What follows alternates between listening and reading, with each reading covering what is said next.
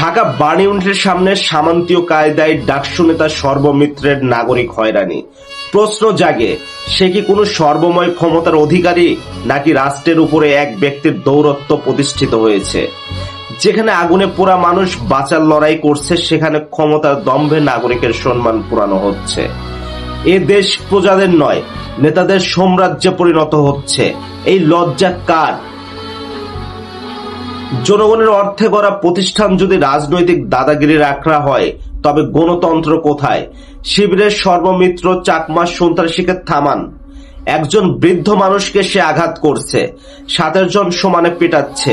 আমরা জানতে চাই, ডাকসু নেতা না সামন্ত প্রভু, রাষ্ট্র কি চুপ থাকবে, নাকি নাগরিকের মর্যাদা রক্ষায় আওয়াজ তুলবে? নাগরিকের প্রতি অপমান মানে রাষ্ট্রের প্রতি অপমান। প্রতিবাদ করছে এই সামন্তীয় মানসিকতার বিরুদ্ধে।